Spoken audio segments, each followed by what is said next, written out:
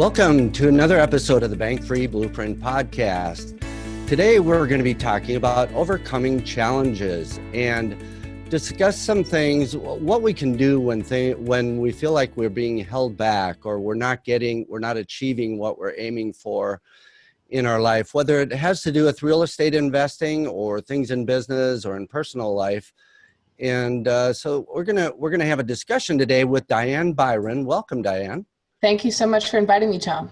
Absolutely. So you are a transformational coach. You help primarily women, but you help people get, figure out what their next step in life is after maybe they've raised their kids and they're ready to move on and discover, maybe even rediscover who they are and move on to what's next in life. And so one of the things that, as an investor, I get people approaching me a lot of times that say, I feel like I'm ready to do something, but there's still something that's holding me back. And this happens a lot in the mentoring that I'm doing, especially investors that have that are looking for the deals. It can even be investors that have the money that want to put money into deals. But I guess we all have it where there are certain things that hold us back. And so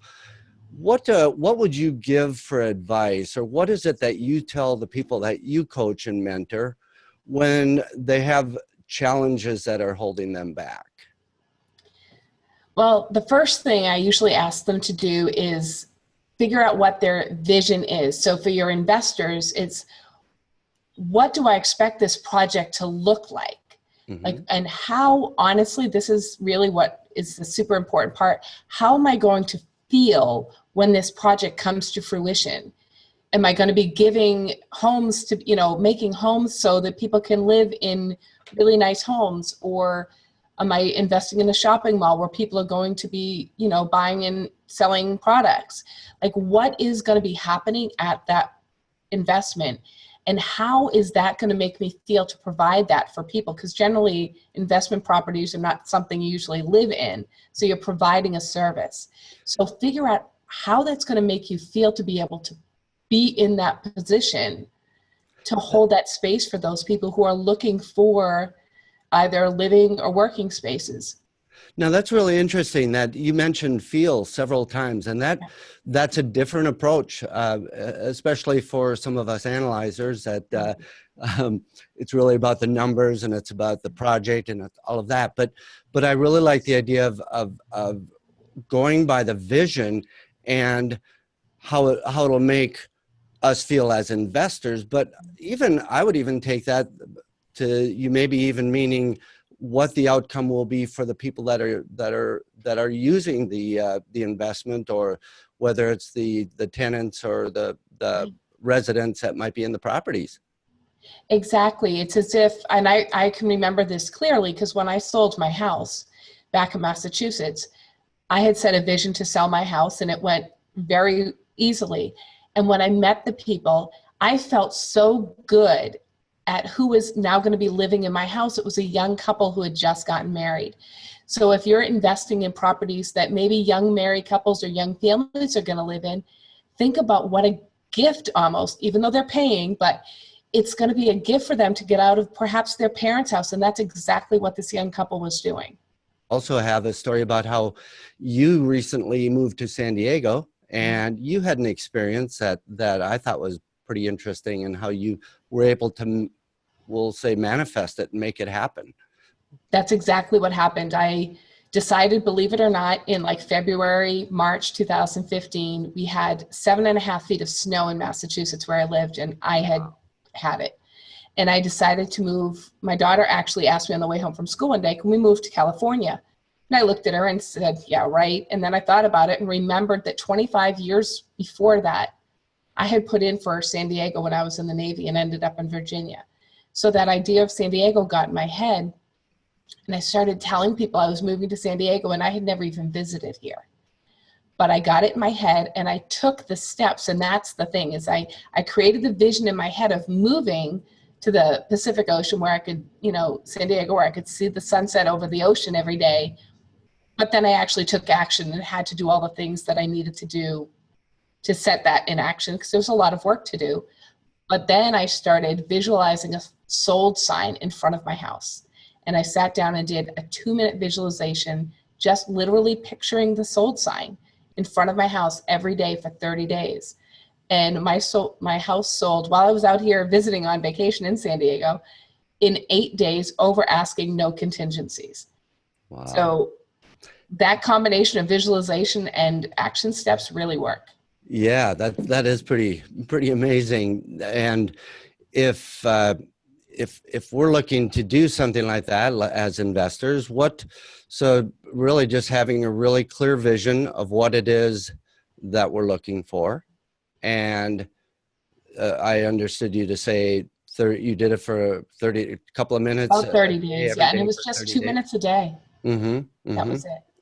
Wow, that's amazing what visualization and the mindset sort of really envisioning what it is that we're aiming for. So you mentioned that and I think you shared earlier that you are a retired Navy, you were a nurse in the Navy, is that right? Okay. I'm retired. I was retired at 23 from a medical incident, but happily retired, and really learned a lot about gratitude for challenges during that time. So that's something, if your investors are running up against challenges, the challenges are there to teach us a lesson. I did not want to learn the lesson at 23 that I was being released from the Navy against my will. I mean, I was medically retired. There was nothing I could do to fight it.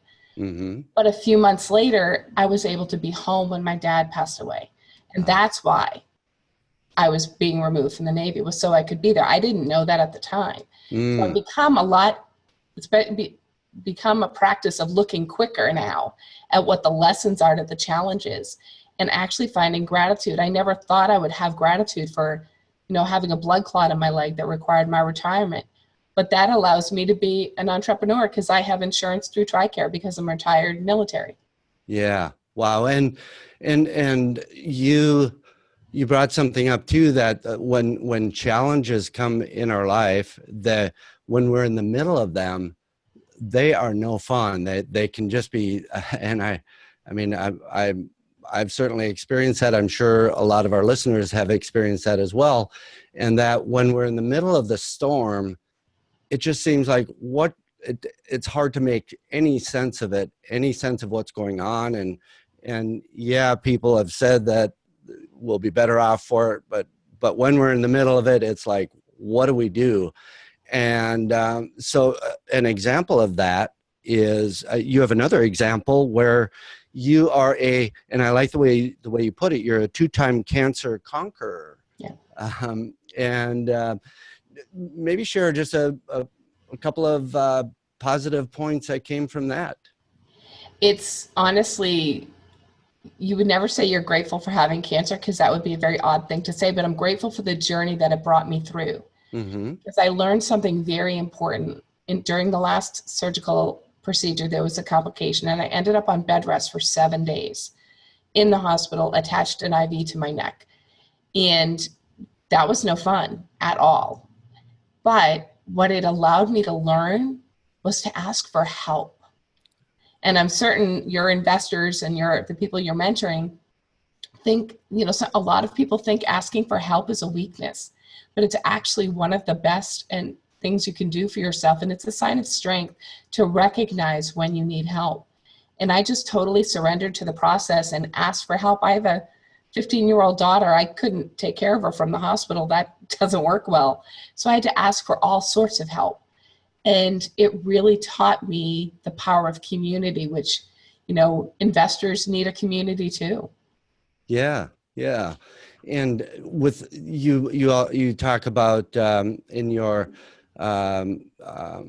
coaching and the things that you work on is gratitude and intentional action. Can you share just a little bit about how you practice gratitude and also what you mean by intentional action, and how that might be something that our listeners can can learn from or learn how to do? Sure.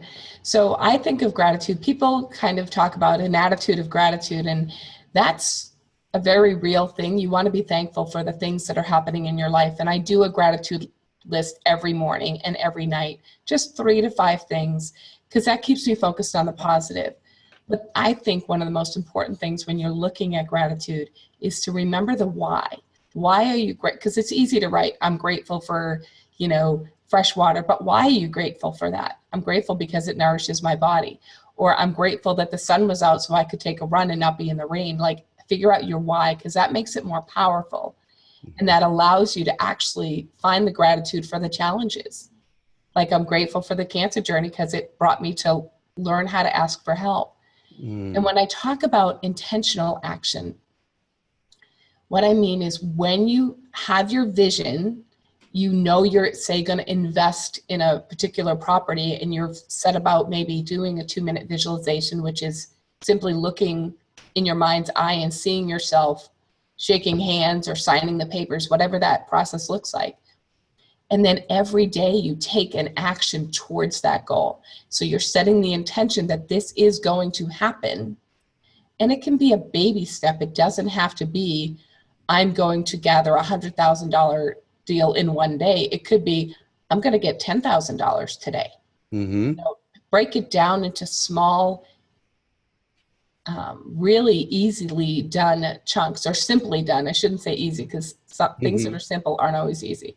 Yeah, right. So breaking, visualizing, and whether it's 2 minutes a day for 30 days or whatever it is, just a sort of a continuous visualization, and doing it in a way where we're thinking about what it is that we want to be, and then taking small steps every day to get us towards that ultimate goal, whatever our vision is and our goal is. Right. Okay. Any other advice or like things that people can do to help bring to make us more conscious of what's happening? I mean, so I know my experience is some days I find myself just getting so involved in work or in the task that I'm in that I really don't take the time to step back and really appreciate what it is, and kind of let it sink in, and just really, appreciate the finer things in life. And so any thoughts on how to make that shift so that every day doesn't just continuously go by, and then all of a sudden another week has passed, another month has passed, another year has passed? Any thoughts on that? I think it's really important to actually make it a routine to take a break, whether you schedule it in your calendar or you schedule it on your phone, however you do it.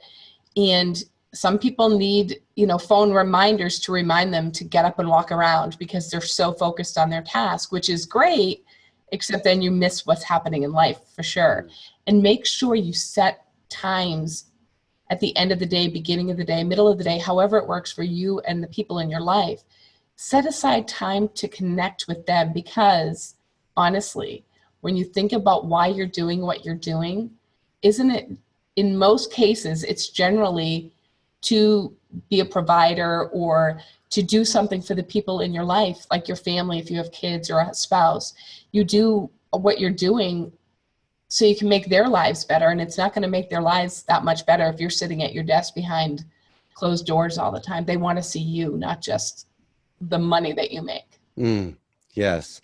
Yeah. And that takes us back to really understanding what our vision is, right? And so do you take your clients through a process of really helping them determine or discover and be able to really articulate, either to themselves or outward, what their vision is, and where really to find out where they really truly want to go? I mean, I think what happens in life a lot of times is we end up being a result of the life that we're put into, the situations that we're put into, rather than really consciously deciding where we want our life to go. Any thoughts on that?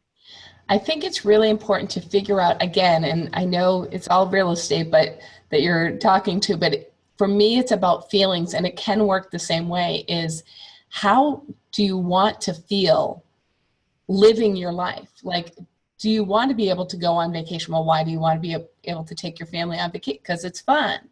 You know, do you want to live in a house that overlooks the ocean, or perhaps is in snow country so you can go skiing? Why do you want that? Like, think about, and I have my clients often do what I call a brain dump, and I'm sure people have heard that before. Just literally write for like 5 minutes of, I want to feel this way, or I want to do this, or I want to do that. And then we go through each statement and we kind of distill, well, on a scale of 1 to 10, how badly do you want that? And what is that feeling that you're trying to attain? And once we get to that, there's always a way you can get to that center point. And you ask, you know, how you want to feel. Well, I want financial freedom, which I'm sure your investors want. You know, I want financial freedom. Well, why do you want that? Because I want my kids to go to college and not have any student loans. Okay, so how's that going to make you feel? So when you get into that's what you're doing in life, because you want to give your kids that freedom, that's what you touch on. And when you think about when you're going about your tasks during the day and you're setting time aside perhaps for your family, well, what's the point of sending your kids to school without a burden if you're not going to spend time with them when they're here? You know, so it's kind of, it's all very interconnected. Yeah, and it's like once we have our vision, once we understand our vision, then it gives us, it's like the fuel, right. The passion is, it's almost like a cycle where the passion gives us the fuel to make us get to our vision. And the closer we get, the more successful we are, the more fuel it gives us to drive our passion, to keep everything rolling. So I can see we're opening it up with like, what is that end goal? What is the vision? Which then gives us the passion to get to that vision. And I like adding in there sometimes the idea of purpose. With vision, there's purpose. What is our purpose? Is our goal to be the best father or mother we can be? Is our goal to be the supportive of our community, or to do for some philanthropic cause, you know, and all of those things that helps drive us. And then when we become more successful, it drives us more, and it's a cycle that kind of expands from there. So exactly, I agree. So if you do you have any exercises or advice for being able to really be present and to I like the idea of saying being rather than always doing. So being present, and it's sort of our way of being rather than our way of doing. Any thoughts, any advice on that? Well, I think it's really important to focus on listening to the people around you, whether it's your mentors or your investors, even into what they're looking for if you're the person who's gathering the finances. And for me, I listen to my clients, but I listen to what they're not saying, which is often, you know, where the nuggets are, is they want these to do something so that they can spend more time with their family. But you have to really listen, and it's one of those things that unexpected things happen. Like, I talked to my daughter about taking a friend with her to Disneyland a few months ago. And I figured she'd have a great time going with a friend. And she's like, "No, Mom, I want to just go with you." And I just looked at her like, "What? You want to just go with me? You're 15. She's like, "I have fun when I'm with you." Wow. Because we put our phones away and we just are together during that moment and during that day. So that's an important thing to listen to your kids, your spouse, your family, your investors. Like, what is it they really want? And that allows you to show up as the person they need you to be, because they need you to be someone. Yeah. They need you to show up as you, not behind your phone or, at your desk. That's got to be one of the best compliment or best feelings you can get. I mean, what a compliment for a 15-year-old daughter to say, no, Mom, I'd rather go with you than. Right. I almost fell out of my chair. Yeah. To be honest. That is really, that's amazing. And so, and obviously it's because of the feeling that she gets of, like you just said, being present, being right there, being intentional rather than task oriented. And I think that's so easy to get caught up in the task cycle. Got to do this, got to do that. I'm pressured to, people are pressuring, all of that, instead of just being able to really sit back and be present. So Right. Remember your why. And if you need to, I do it all the time. I have Post-its all over my house. And they'll be what my why is, or maybe an affirmation that I'm saying, so that I remember how to be that person that I've promised myself to be. Yes. How about procrastination? Any advice for, and I look at it as, it's another way of saying it would be inertia, or just not being able to move forward for not really a very good, very clear reason. Right. I think sometimes we get caught in this, well, I know it would be best if I did something, and if I really moved forward with my investing, or if I really, whether it's tasks that need to be done, whatever it is, procrastination, or just not being able to shift out of that lack of urgency, maybe. I don't know. Any thoughts on that? Yeah, actually, I just listened to Mel Robbins' 5-second rule. And she'll tell you all the science and things like that, but it's all about, literally, your mind can talk you out of doing anything within 5 seconds or over 5 seconds. So she has you count backwards from 5, 4, 3, 2, 1, go. And I actually started doing that this week because I have periodically issues with procrastination myself. And it makes a difference. Like, literally, there were phone calls I didn't want to make, but I knew I needed to make them to get closer to my vision. So I literally pictured in my head and said out loud, 5, 4, 3, 2, 1, and picked up the phone. And just that, there's something that she explains how it works in your brain, but the reality is it works, and it gets you out of that procrastination cycle. And the feeling that we get once we really get that task done. Right. Yeah, that's powerful. That ties in with the whole idea of the energy that we get from the work that we accomplish goes towards our passion, and it keeps cycling. So yeah, I think of things, and this happens to me quite a bit, where there are some tasks. My to-do list is always plenty long, and I'm pretty good at knocking out a lot of it fairly efficiently, but there's always several items on the to-do list that I just end up procrastinating on because they aren't quite urgent enough. They're certainly important enough, but they aren't quite urgent enough. And they start weighing me down to the point where, wow, and then it just sort of cycles backwards, right? But then I do it. And this actually just happened yesterday, where I had one of the projects that I was working on. There was something that needed to be done in the evaluation of it. And I've just been putting that piece of it off, and I did it.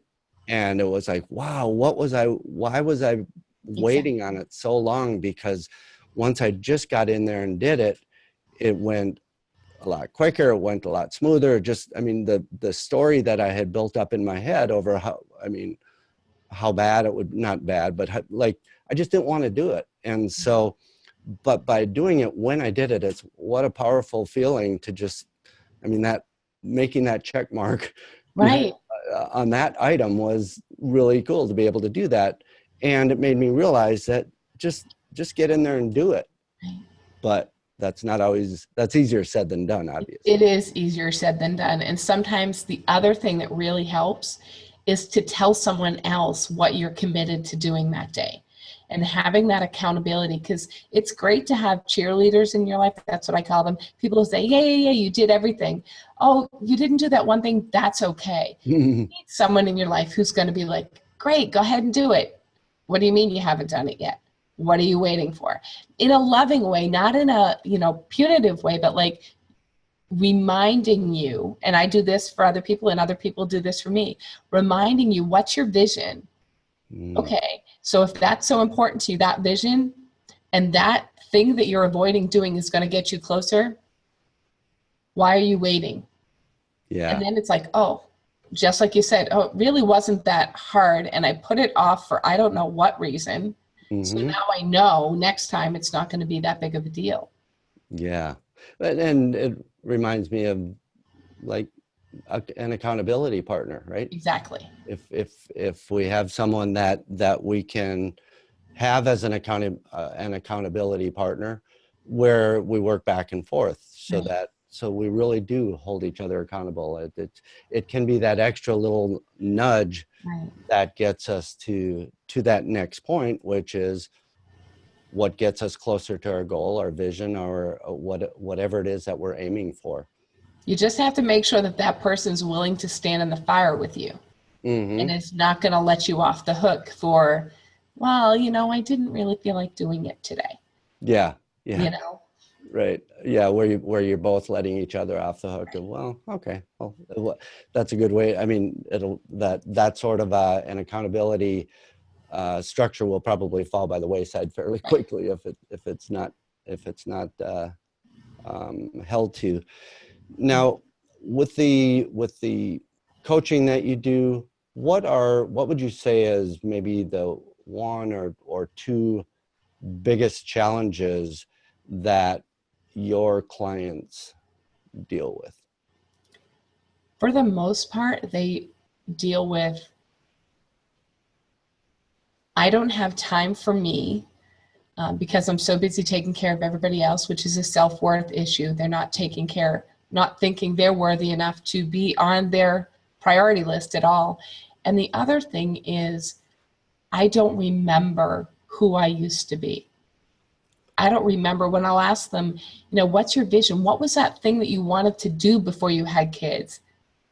And they'll say, Diane, I have no idea. And I'll say, I know, I was exactly that same person. But I did a lot of journaling and figured it out. So I think that's the challenging part, is figuring out what it is that you're passionate about with your investing. Like, for specific with investing, do you want to invest it so people can have homes? Or, what's the purpose of your investing?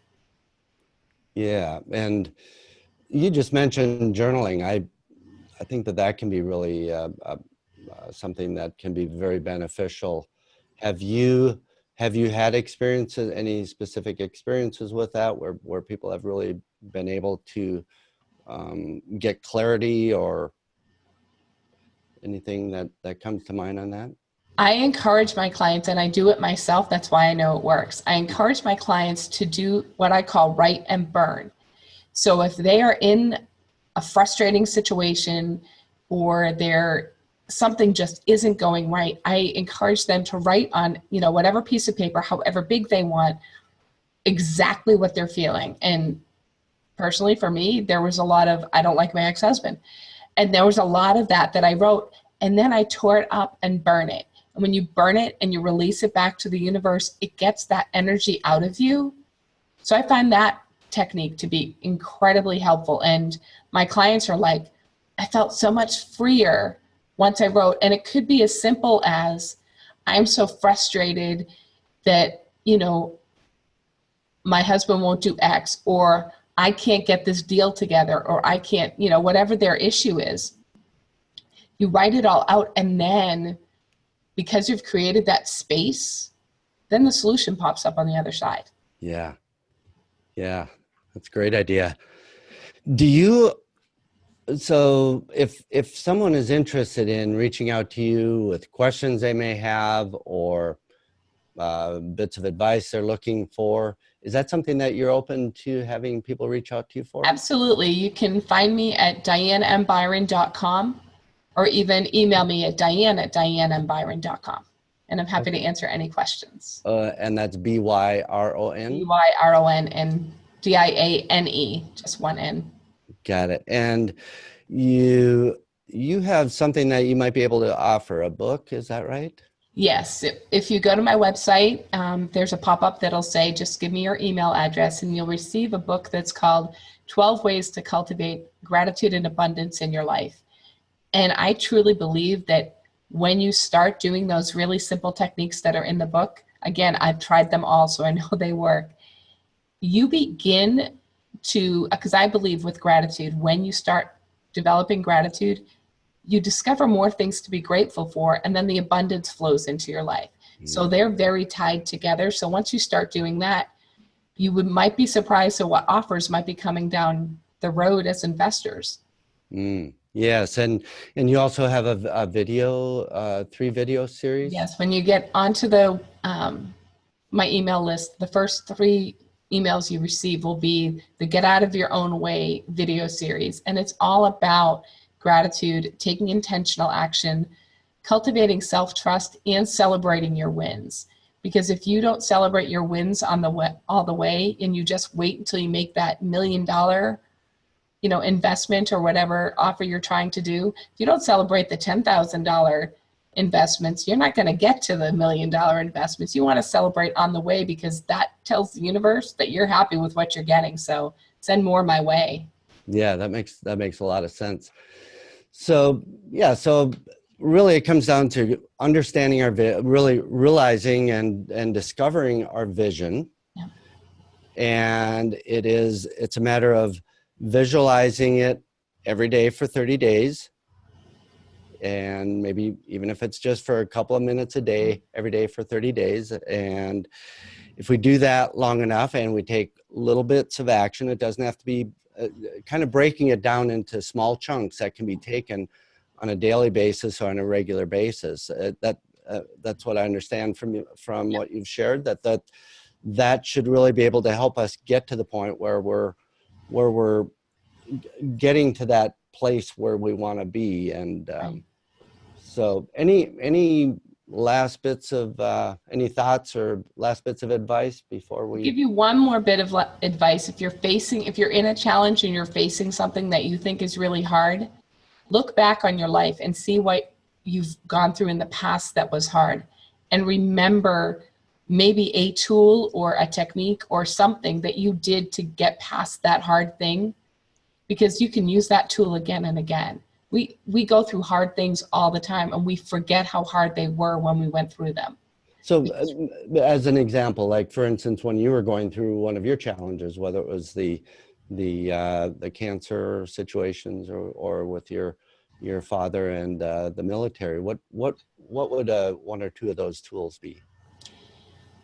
When I had to look back over, when I was dealing with the cancer and being on bed rest, for example, I thought back to another time I was on bed rest when I was in my 20s, when I was in the Navy, and was like, you know what, Diane, you've done this before. Mm-hmm. You can get through this. And it doesn't have to be the same thing. I moved across the country in a minivan with a teenager and 2 dogs. I'd never done that before. Yeah. But I looked at it and I said, you know what? You've gone through so many hard things. You've packed up your house, you've gotten divorced. We all have hard things. So if you've done all those things, driving across the country is really you're going to your new home. Like, this is easy. Yeah. It's like, this is a piece of cake compared to what it was compared to so many other things. Yeah. Right. No, that's great advice. So, well, excellent. Thank you. Thank you very much, Diane, for sharing all of this information, and really appreciate you taking the time. And again, if anybody wants to reach out, and we'll put this in the show notes too, so if you're driving, don't worry about writing it down. But if one more time, Diane, it's Diane M. Byron, BYRON.com, or Diane@DianeMByron.com. And thank you so much, Tom, for having me here. I hope that your audience appreciates and uses some of these techniques, because truly they're not just about life. You can use these techniques for anything. Great. Yes, and thank you very much for sharing, and looking forward to catching up again soon. Great.